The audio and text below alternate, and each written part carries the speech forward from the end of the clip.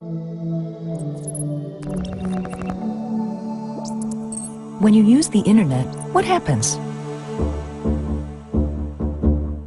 Whether you go online to chat with a friend, or send mail, or buy a book, or check the weather, watch a movie, or study the Peloponnesian War, it feels like there's one wire connecting you directly to the thing you want.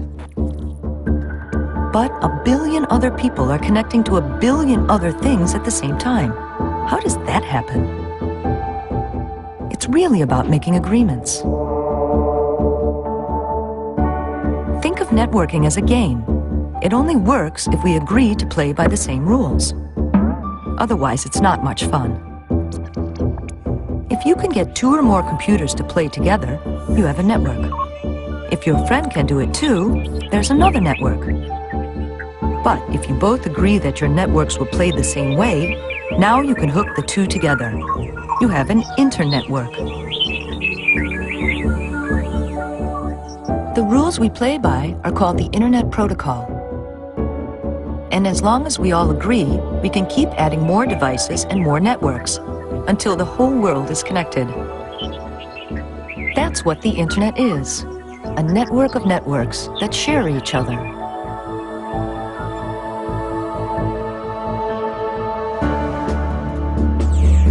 Every device on the Internet has its own unique address. Anything you send via Internet is really just a message from one device to another. But it doesn't travel in one big block. It gets pulverized into tiny packets of data, each one wrapped with info about what it is, where it came from, and where it's going. This way, your one message can actually take several different paths to its destination.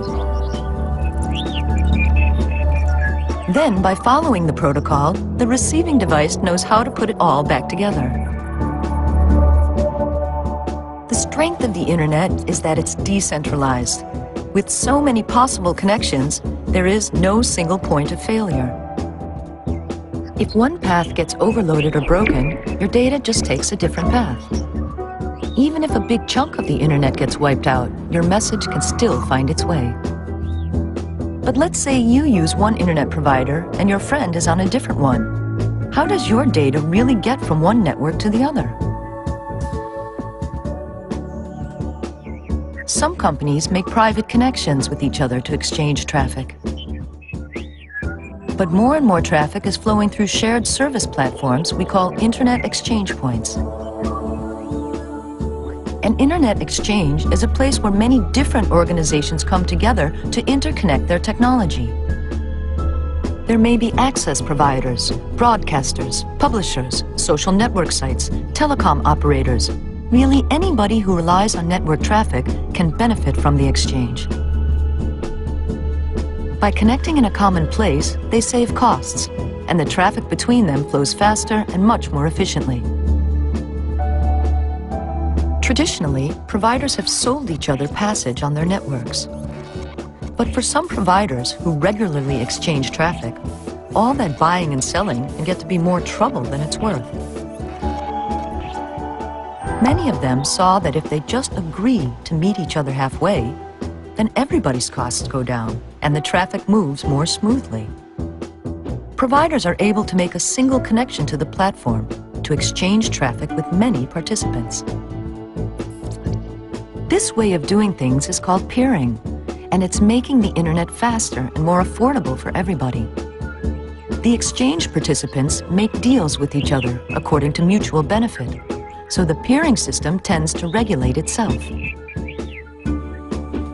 It may seem like companies are giving away their services, but in fact, each is providing their part of the whole solution their customers need to most efficiently and reliably exchange traffic.